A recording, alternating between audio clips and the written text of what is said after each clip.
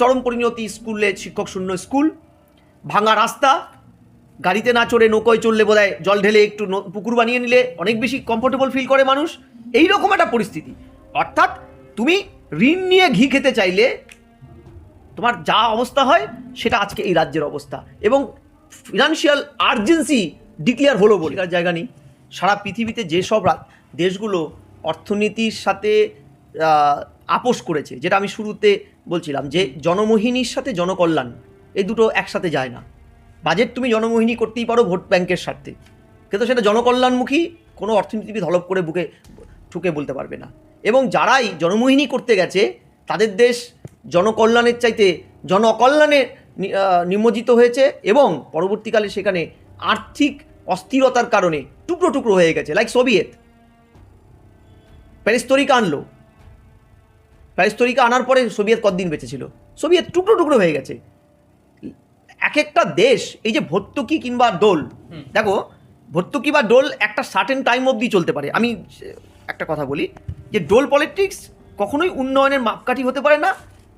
খুদ কেনজিয়ান model of ইকোনমিও তাই বলতো, বা অর্থনীতিবিদরা মানে, রাজনীতিবিদরা অবশ্যই মানে, মনে মনে মানে, বাইরে বলতে পারে না ভোটের স্বার্থে। এই যে একটা সরকারের নীতি এবং রাজনীতি যখন শুধু দান প্রকল্প নির্ভর হয়ে যায়, তখন অর্থনীতি শুধু সর্বনাশ হয় না, দান নির্ভর অর্থনীতি শিল্পায়ন থেকে শুরু করে দীর্ঘমেয়াদী উন্নয়নের দিকগুলোকে মেরে ফেলে।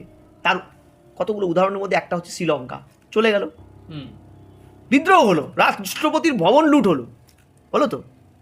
আর এরকম অজস্র উদাহরণ আছে।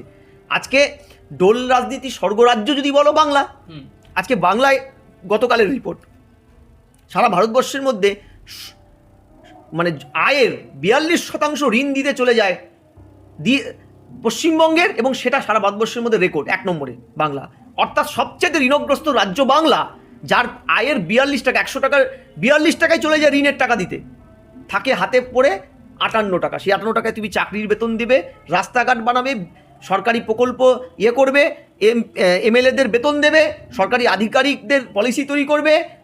এই যে এন্টায়ার পার্টটা, তার মানে কি কারোর সাথে তোমার কম্প্রোমাইজ করতে হবে। তার চরম পরিণতি, স্কুলে শিক্ষক শূন্য স্কুল, ভাঙা রাস্তা, গাড়িতে না চড়ে নৌকোয় চললে বোধহয় জল ঢেলে একটু পুকুর বানিয়ে নিলে অনেক বেশি কমফোর্টেবল ফিল করে মানুষ, এইরকম একটা পরিস্থিতি।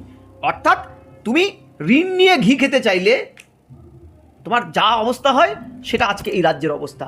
এবং ফিনান্সিয়াল আর্জেন্সি ডিক্লেয়ার হলো বলে, সেটা ভোটের আগে কিংবা ভোটের পরে একটা পরিস্থিতি এমন জায়গায় চলে গেছে। ভোটের মুখে প্রায় দেখলাম সেদিনকার কোনো রিপোর্টে 970 না 80 কোটি টাকা আবার ধার নিচ্ছে রাজ্য। উপায় নেই, কারণ আমাদের তো কোনো উপার্জন নেই, আমাদের কোনো উপার্জন এই মুহূর্তে নেই।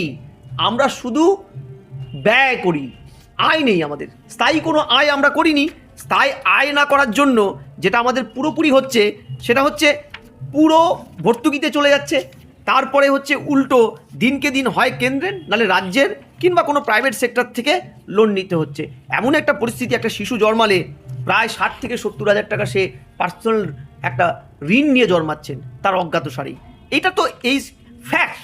ফলে এই জায়গাতে যে এজেন্সি এই ধরনের খবরগুলো দিয়েছেন তারা একদম সঠিক দিয়েছেন, এবং আগামীতে এটা যদি চলতে থাকে না, আমি বলছি যে গ্রসলি ভেঙে যাবে